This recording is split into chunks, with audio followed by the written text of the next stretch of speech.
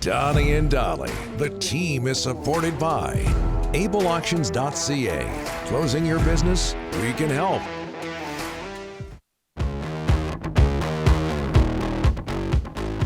Monday, and all of our guests today, including Brenden Dillon, standing by, sponsored by Passant Motors. With your next vehicle purchase, choose this or that. Choose between a $1,000 gas card or a big screen TV. Visit Passant Motors, BASANT Motors.com. We're joined now by Brenden Dillon, Winnipeg Jets defenseman, 13 NHL seasons, 33 years old, from Surrey. Old friend of the show. Brenden will be a UFA in the summer. Brenden, thanks for doing this. Long time no talk to. How are you, sir? I'm Donnie. I'm doing great. Thanks for having me, as always. Yeah, no problem. Well, almost a month since you and the Jets were eliminated by the Avs in the playoffs. Sorry to bring that up, but what's taking up your time right now?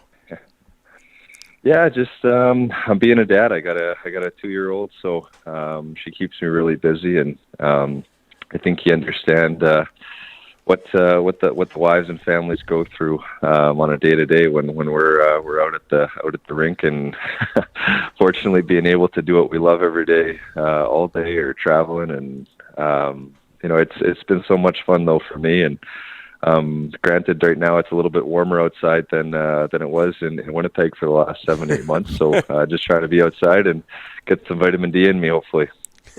Congrats on being a dad. We haven't had you on since the birth of your child. Hey, Brenden, one of the last times I saw you, obviously there was games after this, but the end of Game 3 against the Avs, you cut your hand pretty badly. What can you tell us about that?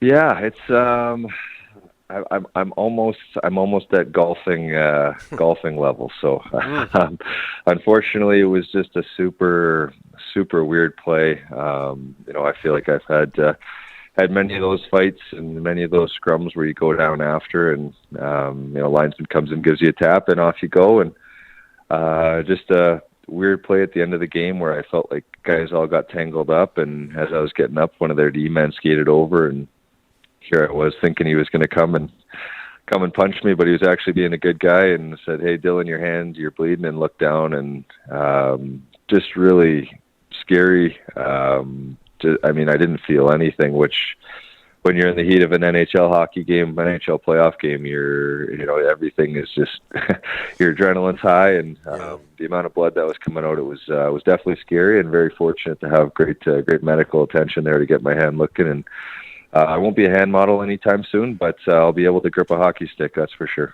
Okay, so George Costanza doesn't have to worry. Hey, Brenden, you'll be a UFA soon. You mentioned being a dad. Is that exciting at this stage of your career, or apprehensive? What emotions are you going through? Yeah, well, I think for me, I've been very fortunate to kind of to obviously be able to play in the NHL and be a dad. I think for myself, it's almost like my wife and I, we ran out of things to do in Winnipeg, so hey, let's start a family. I think when I look at the last couple of years, it's been a lot of fun for me on the ice. It's been a lot of fun just to play in a Canadian market, and a little different scenery, obviously, from the teams I played with in the States. But I think there's a lot of fun that goes into, as well as some excitement, and at the same time some anxiety and stress when you look at playing in a contract season. I was very fortunate that it went positively for myself and for the team. I think there was a lot of good things that happened with the unfortunate way that it ended in playoffs. I mean, I don't think we played that bad of a 5 games all season, and then just wrong time where I just feel like top to bottom we couldn't get to where we wanted to. But for myself, looking forward, definitely excited, and we'll kind of see what the next couple of weeks bring. Hey, Brenden, if you do hit July 1st, we all know it's a big if, will the Canucks be high on your list? The hometown kid, have you thought about it in the past, and maybe have an opportunity this summer to get to Vancouver? Well, Dolly, between yourself and Donnie, I might have to get some emails for some e-transfers to pump that up for me this summer for these next couple of weeks. For me, I think I can speak on the count of every guy that plays in the NHL that's from BC. How cool would that be to play for your hometown team? It was nice watching last series. I think Celebrini was there watching, and you just see the way that hockey's grown over. Well, for me now, 13 NHL seasons, but even from when I was in junior, it's cool to watch and see the Jamie Benns, BC boys that are impacting the game. Of course, what Connor Bedard did this year, and I'm understanding now as the years go by that business is a big part of how things are. General managers have their eyes set on certain ways they want their teams, and specifically for me, their D want to look. And I think for myself and my role, and I've continued to show what I can bring and what I can do. And this year was really fun to be able to affect things offensively a little bit more. I said to the D in Winnipeg, I said, hey, if you guys aren't going to score for me, I guess I'm going to have to shoot it a couple more times. So it was a fun season. I think, like I said earlier, anytime you're going into free agency, you hear some of the horror stories of guys, whether it's pricing themselves out or not wanting to go to a certain place or a certain team. And for me, I'm really open and excited, and really just an open book going into July 1. Brenden, 892 NHL games, and this for a kid who didn't go in the Bantam draft for the NHL draft, and at age 19 out of Seattle, you had 22 teams after you. What about the journey, and what could you tell kids out there that don't have it all together at the age of 14?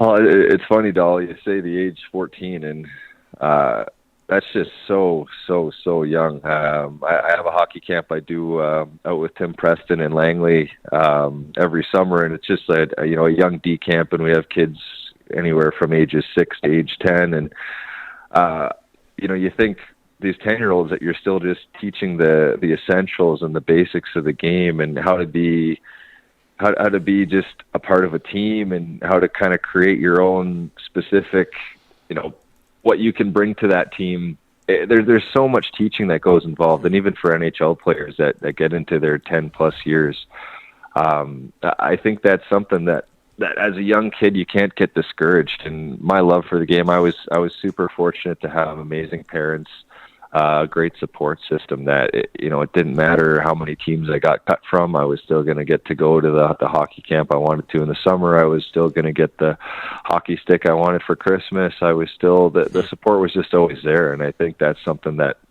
if you can have that belief from someone, whether it's your parents, whether it's a coach, whether it's a trainer, I just got super fortunate to have people that were in my corner and giving me those chances to succeed, because here I was playing midget B2 for Surrey Minor as an age 15-year-old, and then 16 had a coach that took a chance on me to go play junior B in Hope, British Columbia. And between the gas miles and just the long drives and the traffic and touring around, it was just, looking back now, so much fun to do that and to see where the journey's got me. And it's so cliche to say never give up, but genuinely, if you continue to work at your craft, whatever that is, hockey, soccer, baseball, welding, teaching, whatever thing it is, I truly feel if you have a passion for it, you're going to give yourself the best chance to succeed.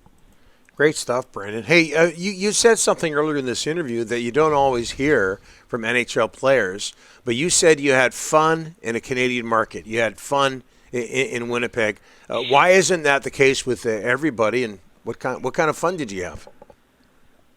Yeah, well, you look at the Canadian markets, and growing up in one, I was one of those guys that I'd be falling asleep with my parents not knowing I had the post-game radio on in my bedroom and listening to how I couldn't believe that Todd Bertuzzi only had 2 goals, or that Marcus Naslund didn't score a hat trick again, and why the heck couldn't they do that every night? And I think looking back on it and now being part of a Canadian market and coming home and hearing your neighbors yell over the fence that, geez, why didn't you guys get all 4 of those wins on the road trip, not 3? You kind of just have to chuckle at it and understand that usually between the media and the fans and, the little kids yelling at you, that it's never usually as bad as it is, and it's usually never as good as it seems either. So it's been a great teaching tool for me, because here I was at 30 years old going into to a new Canadian market, a team that was dying to have success.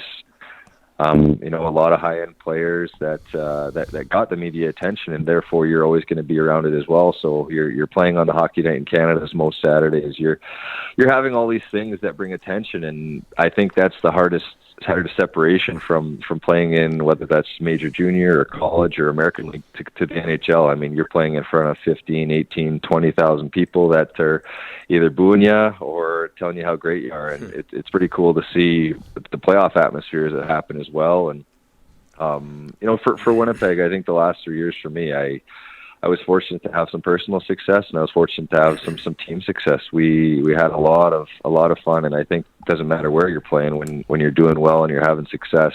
It's easy to go to the rink every day. It's easy to go home and let your mind unwind. And I think a lot of the guys in Winnipeg were close. Like I said, the playoffs last year was really frustrating to lose out to Colorado. And I find myself through the first 7-10 days, I don't even want to hear about hockey, watch hockey, do anything. And then here I am now, as intently and excited to watch the Dallas-Edmonton game tonight as possible. Yeah. Sounds like you enjoy Canadian market as much as Philip Hronik. That's a story. That's a story for another day. I didn't get asked those hard questions. So who do you mentioned watching the Stanley Cup playoffs? You got your old coach there, Paul Maurice, in Florida. Rangers, Stars, Oilers. Who's going to take it? Yeah, well, it's funny. I got 3 of my former coaches. Pete DeBoer I had for 5 years in San Jose. Incredible coach that taught me a lot, really helped me establish, my identity and what's going to make Brenden Dillon the best. I had Peter Laviolette in Washington as well for a year. And then, of course, I had Paul Maurice it was only 10 or 15 games there in Winnipeg, but I can see how all 3 of those teams can have such an impact in the playoffs and do so well, because I got to know those guys. And I think that's something that's a little underrated in the sense of coaching and teaching. Is it, we obviously just hired a new head coach in Winnipeg, and Scott Arneal, who I think is going to be a fantastic fit there. He's got a good beat on things, and I think being an associate coach for a couple of years helps with that. But I guess when you're asking for who my vote is, I start to, at this point, when you get to the Final Four, cheer for friends and buddies and guys that I want to see win. And the Jamie Benn and Joe Pavelski, those are 2 guys that I still keep in touch with quite a bit, and I'm always rooting for. I'm trying to think. I skated a little bit with Sam Reinhart in the summer, and anytime you have the chance where a Stanley Cup can come back to the Lower Mainland area, you're rooting for that. And Edmonton, my landlord there in Winnipeg, is their backup goalie, Calvin Pickard. So I played 4 years of junior with him in Seattle, and would love to see with the success story he's had this year, how things could go for him. So I'm just rooting for good hockey. I'm rooting for some more game 6s and 7s. I think those are the most fun to watch. And overall, I think the playoffs this year has just been a smashing success. Man, you could be in the media. You dodged that question. Yeah. You really didn't. I guess you said Dallas, so let's go with that. But we'll go with Dallas. Dallas will be my final answer there, Bob. Hey, this has been great, Brenden. We'll get you back on soon. Hey, I appreciate it, guys. Thanks so much for having me. Have a great rest of your summer, and I'm sure we'll talk in the next couple of weeks. You bet.